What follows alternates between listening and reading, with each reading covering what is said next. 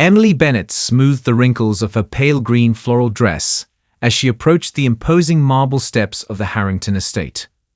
The dress was her best, purchased 3 years ago for her cousin's wedding.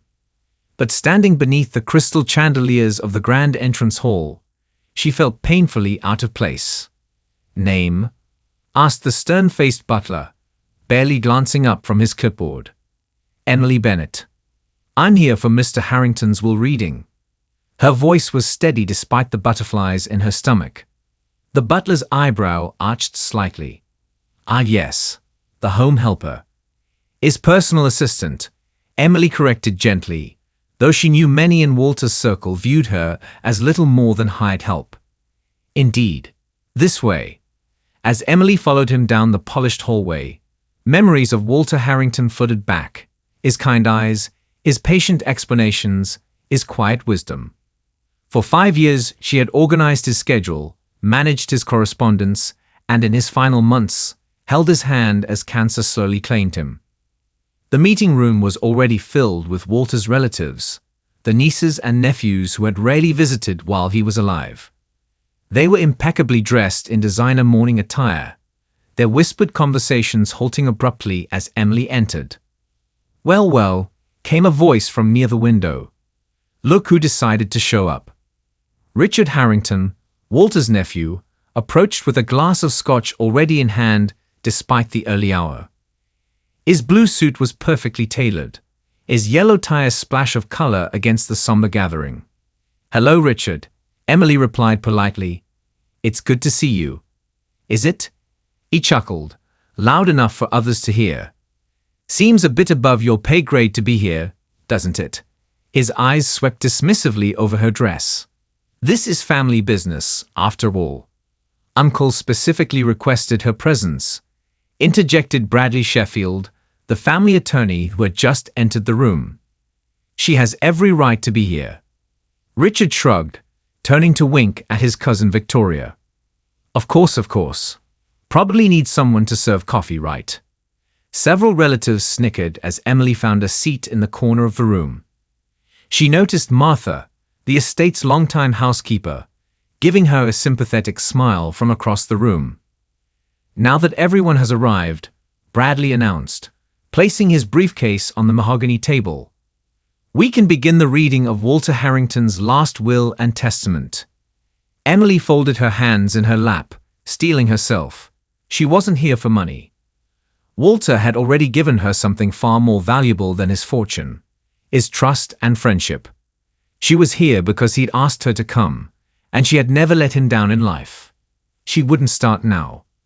5 years earlier, Emily had answered a simple newspaper ad. Personal assistant needed for elderly businessman. Organization skills essential. She had been desperate then, newly laid off from her accounting job at a firm that had suddenly downsized. The moment she'd stepped into Walter Harrington's study for the interview, surrounded by leather-bound books and the gentle ticking of an antique grandfather clock, something had clicked between them. "Tell me, Miss Bennet," Walter had asked, peering over his reading glasses, "why should I hire you over the 20 other applicants?" Emily had smiled. "Because I'm organized enough to manage your business affairs, but stubborn enough to tell you when you're wrong." Instead of being offended, Walter had laughed. A deep, genuine laugh that made his eyes crinkle at the corners. "Honesty, I like that." He hired her on the spot. In the years that followed, their professional relationship had evolved into something deeper. A friendship built on mutual respect. Walter taught Emily about investments and fine art. She introduced him to smartphone technology and streaming services. They shared lunch nearly every day, discussing everything from philosophy to baseball. "You remind me of my late wife," Walter had told her once. "Caroline never let me get away with anything either." The memory of one particular afternoon stood out in Emily's mind. She had entered his study to find Richard and Victoria there, pressuring Walter about changing his will. "Uncle, be reasonable," Richard had insisted. "The foundation is just going to waste your money. The family should have a say." Walter's face had been a mask of quiet dignity. "My money, my say. Please close the door on your way out." After they had left, Walter had sighed heavily. "The vultures are circling Emily. They're just concerned about you," she'd offered, though she didn't quite believe it herself. Walter had fixed her with a knowing look. "No, they're concerned about my money. There's a difference." He picked up a framed photo of his late wife. "Caroline and I never had children of our own. Sometimes I wonder if that was a mistake." "It's never too late to make a difference," Emily had said. Walter had studied her thoughtfully. "No, I suppose it isn't." In his final weeks, as cancer confined him to his bed, Emily had spent hours reading to him, adjusting his pillows, and simply sitting beside him. The relatives rarely visited, sending expensive flower arrangements instead of their presence. On his last day, Walter had grasped her hand weakly. "Remember what I taught you," he'd whispered, "about value. True value." Emily had nodded, tears in her eyes. "I will. I promise." Hours later, he was gone. Bradley Sheffield cleared his throat, commanding attention from everyone in the elegant meeting room. "Before I begin," he said, adjusting his glasses, "I'd like to remind everyone that Walter was of completely sound mind when he finalized this will 3 months ago." Emily glanced around the room at the assembled relatives. Beside Richard stood his wife, Penelope, drumming her manicured nails on her designer purse. Victoria Peaton, Walter's niece, was whispering something to her brother Sebastian.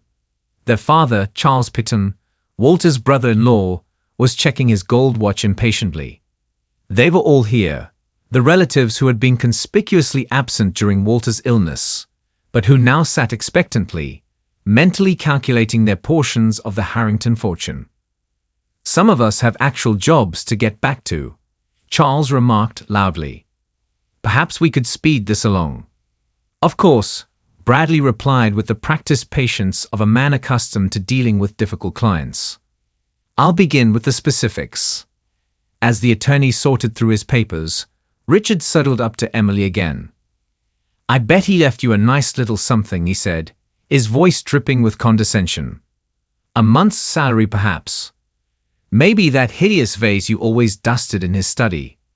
"Richard," Penelope hissed, "don't talk to the help." Emily remained silent, refusing to take the bait. "What?" Richard smirked. "I'm just saying Uncle Walter was always charitable, especially toward pretty young things who paid him attention." Several relatives chuckled, except Martha, the housekeeper, who shot Emily a sympathetic glance. Victoria joined in, her voice carrying across the room. "I just hope she hasn't convinced him to leave a fortune to that ridiculous children's charity she's always going on about." She turned to Emily with false sweetness. "No offense, dear, but this is family money. It should stay in the family." "Wouldn't have pegged you as the gold digger type," Sebastian added, looking Emily up and down. "But I guess the quiet ones are always full of surprises." Emily felt her cheeks burning but kept her composure. In the 5 years she'd worked for Walter, she'd grown accustomed to the family's thinly veiled disdain.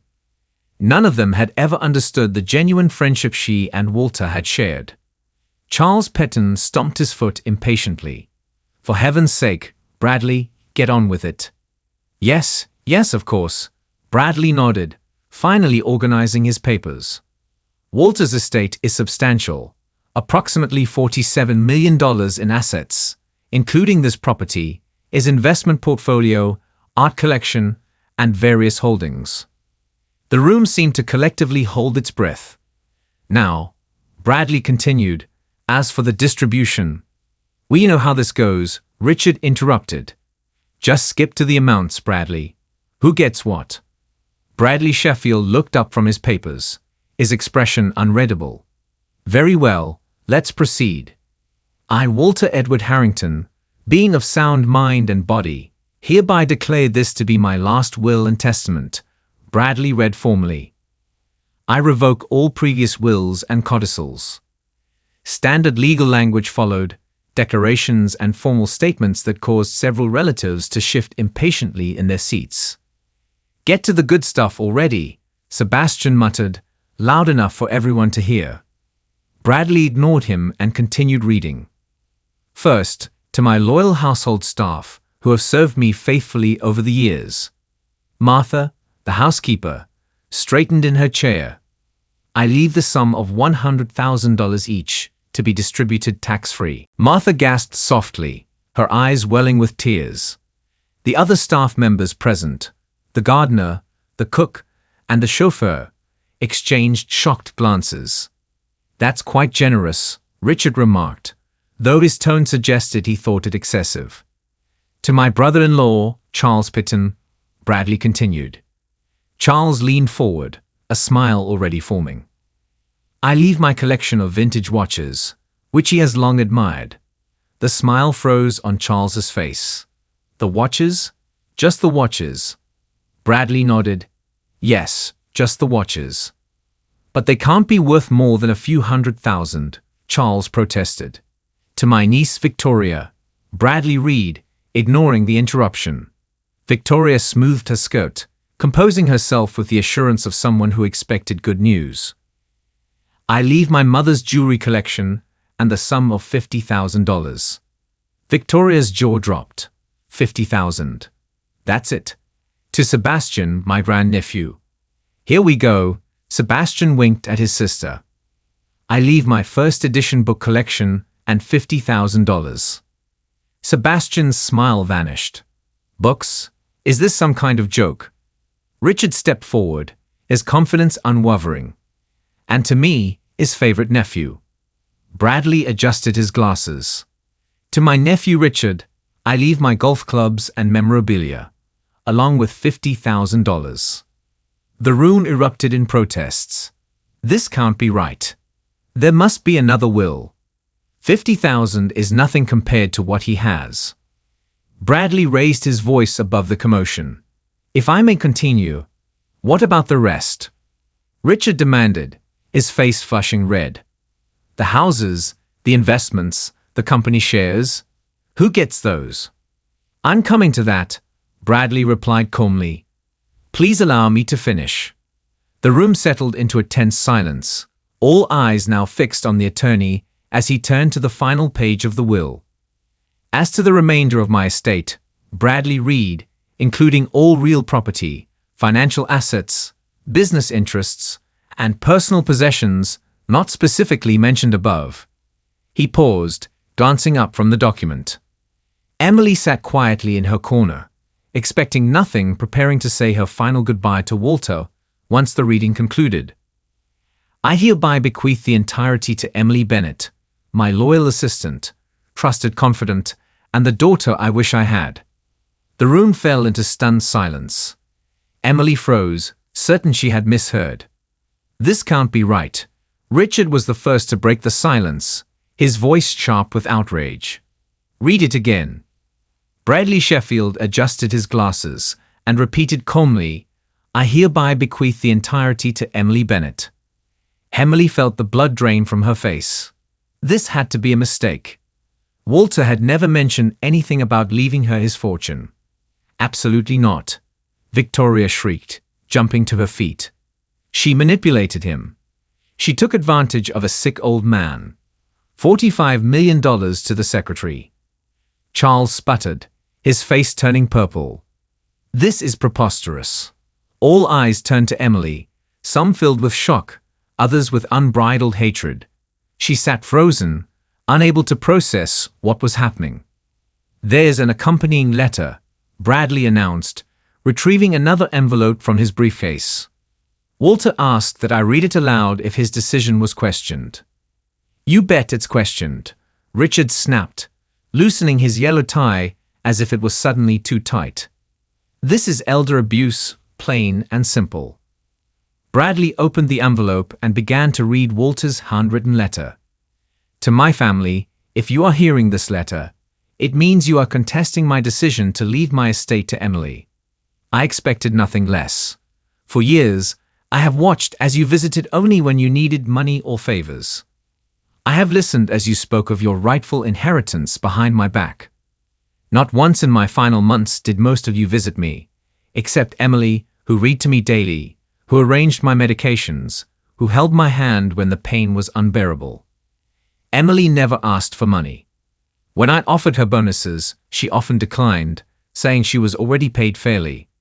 She has demonstrated the values that I had hoped to see in my own family: integrity, compassion, and genuine care for others.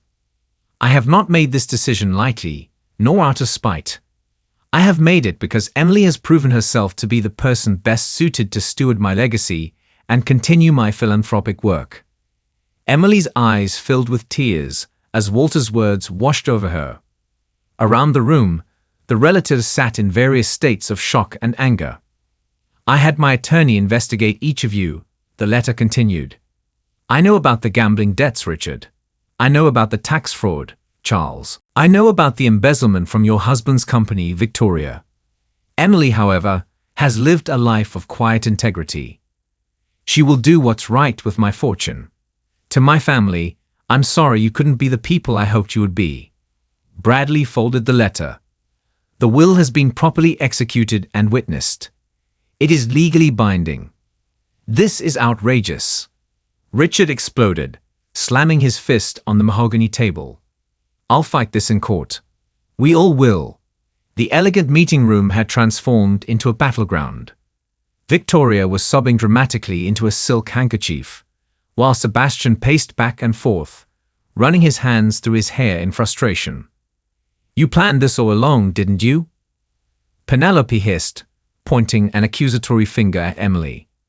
Wormed your way into his life, played the devoted assistant, all while plotting to steal our inheritance. Emily remained seated, still processing the staggering news. I had no idea, she said quietly. I never asked for this. Oh, save the innocent act, Charles barked. No one's buying it. A nobody from nowhere suddenly inherits millions.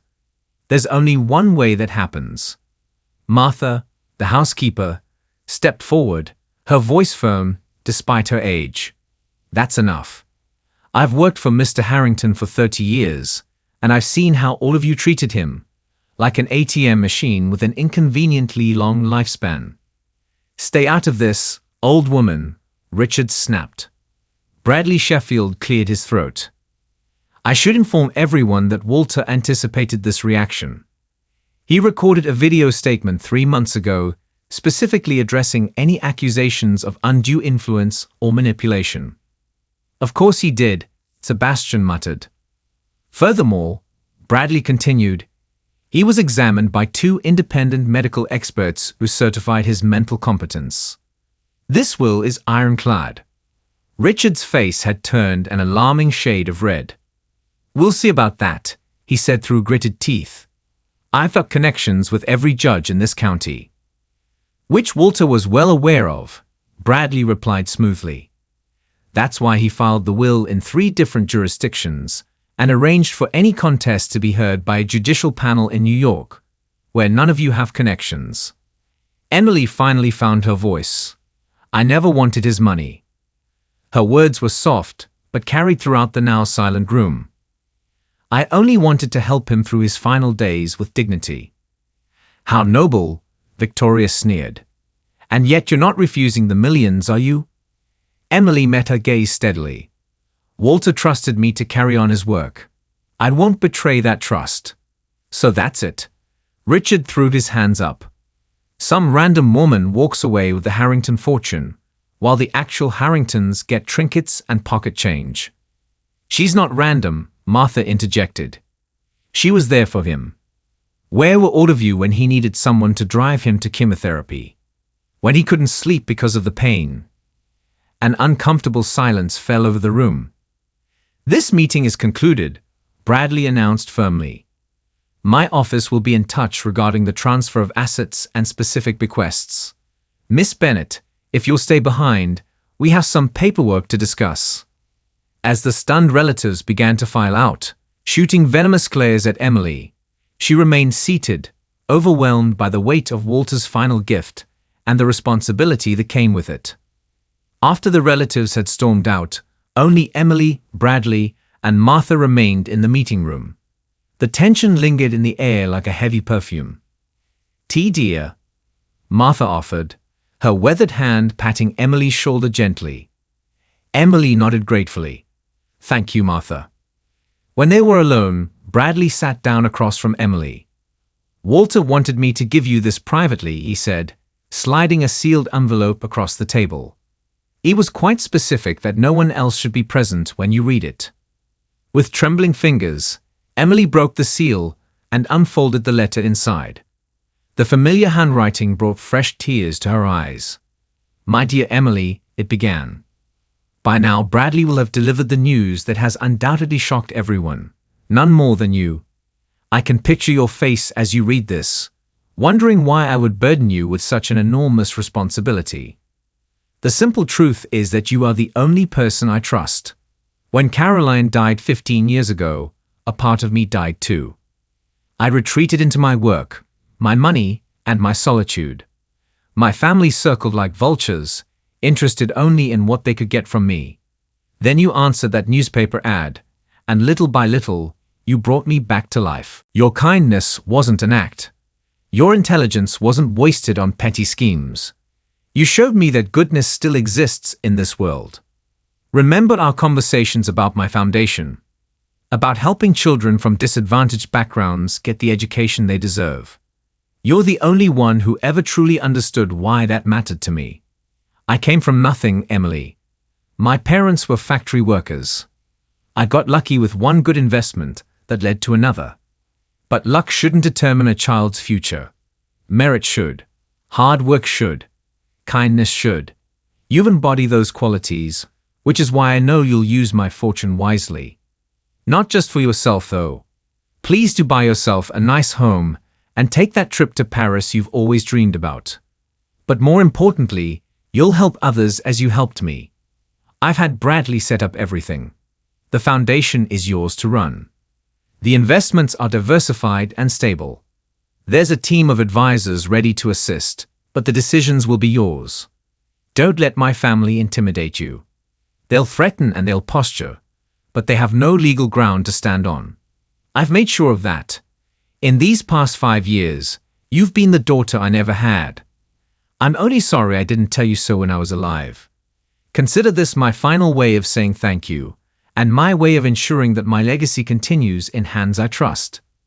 With deepest affection and absolute confidence, Walter." Emily pressed the letter to her heart, tears flowing freely now. "He really thought of everything, didn't he?" she whispered. Bradley nodded. "Walter was nothing if not thorough." "I don't know the first thing about managing millions," Emily admitted. "That's why I'm here," Bradley said kindly. Walter left detailed instructions. "We'll take it one step at a time." 3 days after the will reading, Emily returned to the mansion. Her mansion now, though she could hardly believe it, to begin sorting through Walter's personal effects. She had spent the intervening time in a daze, sleeping on her friend Olivia's couch, unable to face returning to her small apartment where everything seemed too normal, too unchanged. As she pulled up to the grand entrance in her aging compact car, she noticed Richard's luxury sedan parked in the circular driveway. Her stomach tightened. She had hoped to avoid another confrontation so soon. Martha greeted her at the door with a worried expression. "They're waiting in the study," she whispered. "Richard, Victoria, and their lawyer. They've been here for an hour." Emily squared her shoulders. "Thank you, Martha." The study had been Walter's sanctuary. Walls lined with books, his antique desk positioned to catch the morning light. Now Richard sat behind that desk, as if it were already his, while Victoria and a stern-looking man in an expensive suit occupied the leather chairs across from him. Finally, Richard said as she entered, "The lady of the manor arrives." "What do you want, Richard?" Emily asked, remaining standing. "This is Julian Barnes," Richard gestured to the man. "One of the top estate attorneys in the country." Barnes offered Emily a tight smile. "Miss Bennett, my clients have asked me to present you with an offer." "An offer?" "A settlement," Victoria interjected. "To avoid the unpleasantness of a lengthy court battle." Barnes slid a document across the desk. $5 million, tax-free. In exchange, You relinquish all claims to the estate. Emily didn't touch the paper. Mr. Sheffield already explained that the will is ironclad. Nothing is ironclad, Barnes replied smoothly. We have grounds to contest based on undue influence. The process could take years, during which the estate would be frozen. No assets available to you, no foundation work, just endless legal battles, and your reputation dragged through the mud. Richard added, leaning forward. Every detail of your relationship with my uncle examined. Every conversation, every late night working, every private moment questioned and scrutinized. Are you threatening me? Emily asked quietly. We're offering you a solution, Victoria said. 5 million is more money than someone like you would ever see in a lifetime. Be reasonable. Emily thought of Walter's letter, of his trust in her, of the foundation work he had been so passionate about. No, she said simply. The three stared at her in disbelief. Excuse me? Richard sputtered. I said no. Walter entrusted me with his legacy for a reason. I won't betray that trust. Richard stood abruptly, his face flushing. You'll regret this. By the time we're done, you'll wish you'd never met my uncle. Emily met his gaze unflinchingly. Walter was worth 10 of you, Richard. That's something money can't buy. As they stormed out, Emily remained in the study, surrounded by Walter's books, feeling his presence more strongly than ever. I won't let you down, she whispered to the empty room. I promise. 1 month after the will reading, Emily sat in the boardroom of the Harrington Foundation, surrounded by financial advisors, charity directors, and Bradley Sheffield. The transition hadn't been easy. Richard and Victoria had made good on their threats, filing multiple lawsuits and even speaking to tabloid newspapers with wild accusations about Emily's relationship with Walter. But Emily had remained steady, drawing strength from Walter's confidence in her. Today was the first official meeting of the foundation under her leadership. As you can see from the projections, she explained, pointing to the presentation on the large screen, by restructuring our grant process, we can increase the number of scholarships by 30% while maintaining our endowment. The board members nodded approvingly. Emily had spent weeks studying Walter's foundation work, learning the intricacies of philanthropic finance, and developing new approaches to maximize their impact. Miss Bennett, said Dr. Eleanor Wright, a longtime board member, I must say your grasp of these complex issues is impressive. Walter chose well. Thank you, Emily replied. I had an excellent teacher. As the meeting concluded, Bradley pulled Emily aside. There's something you should know, he said quietly. The judge dismissed the family's main lawsuit today, called it frivolous and without merit. Emily let out a breath she didn't realize she'd been holding. That's good news. It's better than that, Bradley continued. The judge ordered them to pay all legal costs. They're running out of money to fight you, Emily. I think this might be the beginning of the end. Later that afternoon, Emily returned to the mansion. She had finally moved in the previous week, to find an unexpected visitor waiting in the foyer. Martha ushered her into the sitting room, where Victoria Pickton sat alone, looking considerably less polished than usual. Victoria, Emily said cautiously. This is a surprise. Victoria didn't meet her eyes. I came to talk. No lawyers, no Richard, just us. Emily sat down across from her. I'm listening. Why are you doing this? Victoria asked, her voice lacking its usual edge. Fighting so hard. You could take the settlement and live comfortably for the rest of your life. Because this isn't about the money, Emily replied. It's about honoring Walter's wishes. Victoria looked up, her expression unexpectedly vulnerable. You really cared about him, didn't you? I did. Very much. A moment of silence stretched between them. He was always difficult, Victoria said finally. Even when we were children. Hard to please, demanding excellence. It was easier to stay away. He was lonely, Emily said gently. Especially after Caroline died. Victoria nodded, a hint of regret crossing her face. "I'm dropping my lawsuit," she said suddenly. "Richard can keep fighting if he wants, but I'm done." "Why?" Victoria stood, straightening her jacket. "Because Uncle Walter was right about one thing. You're a better person than we are." As Victoria left, Emily felt something shift inside her. A growing certainty that she was exactly where she was meant to be, doing exactly what Walter had trusted her to do. 6 months later, Emily stood at the ribbon-cutting ceremony for the Walter and Caroline Harrington Educational Center, providing tutoring and college preparation for underprivileged students. The battle with Richard had finally ended when his own lawyer abandoned the case. Emily had learned that true wealth wasn't measured in dollars, but in impact, in lives changed and opportunities created. Walter had known that all along. They had laughed when Emily Bennett entered the elegant hall in her modest floral dress. But their smug smiles disappeared when the attorney revealed Walter Harrington's shocking decision. Everything, the mansion, the millions, all hers. Emily Bennett had inherited not just a fortune, but a purpose, and the chance to continue a legacy of kindness and generosity that money alone could never buy.